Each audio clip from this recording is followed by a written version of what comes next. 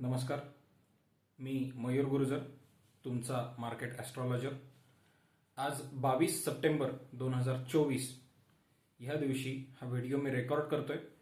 23 सप्टेंबरपासून पुढच्या आठवडाभरात म्हणजे साधारणतः 30 सप्टेंबर 2024 ह्या दिवसापर्यंत ICICI बँकेच्या शेअरवर नक्की ग्रहांचे आणि मार्केटच्या कुठल्या फोर्सेसचे प्रभाव कसे पडतील हे सांगण्यासाठी हा मी व्हिडिओ तयार करतोय. मला खात्री आहे तुम्ही पेन आणि पेपर घेतला असेल, नोट डाऊन करून घ्या. पुढच्या आठवड्यात म्हणजे 23 तारखेपासून 30 तारखेपर्यंत ICICI बँकेवर प्रभाव टाकणारे ग्रह असणार आहेत मंगळ, बुध, गुरु, शुक्र, शनी आणि राहू.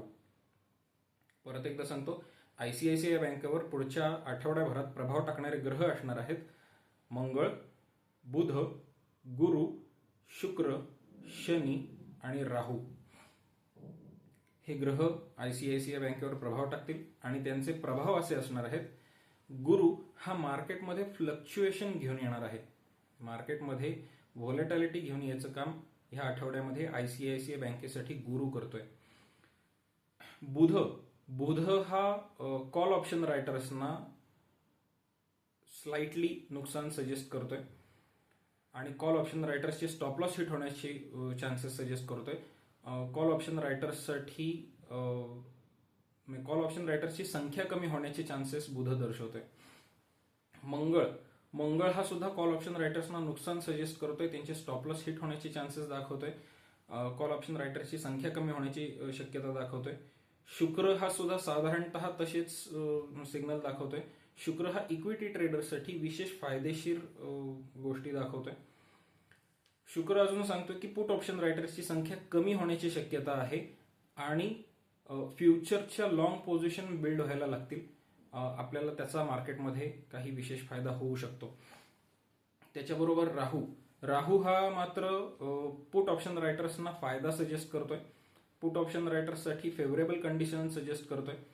फक्त इक्विटीमध्ये काही ट्रेडर्सचे पैसे अडकून राहायची शक्यता राहू सजेस्ट करतोय. शनी हा पुट ऑप्शन रायटर्ससाठी नुकसान आणि पुट ऑप्शन रायटर्सची संख्या कमी होण्याची सूचना देतोय. पण तसंही शनीचा प्रभाव आता ICICI बँकेवर तेवढा पडत नाहीये जेवढा बाकीच्या ग्रहांचा पडतोय. मी तारखांप्रमाणे सांगतो, 23 आणि 24 ह्या तारखांना जरा ICICI बँकेवर विशेष कॉल ऑप्शन रायटर्सना नुकसान दिसतंय. 25 तारखेला सगळ्याच ट्रेडर्सनी थोडंसं सावधपणे ट्रेडिंग करणं अपेक्षित आहे. त्या दिवशी थोडासा मार्केटमध्ये जरा रिस्क जास्ती आहे.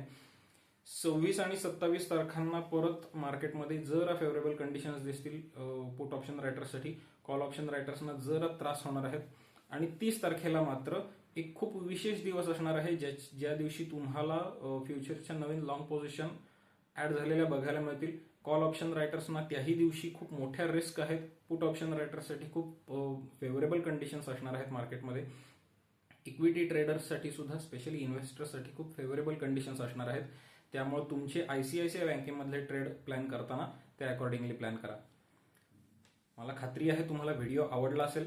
व्हिडिओला लाईक करा, चॅनलला सबस्क्राईब करा, बेल आयकॉन नोटिफिकेशन एनेबल करायला विसरू नका, म्हणजे आमचा प्रत्येक व्हिडिओ तुमच्यापर्यंत वेळेत पोहोचेल. धन्यवाद.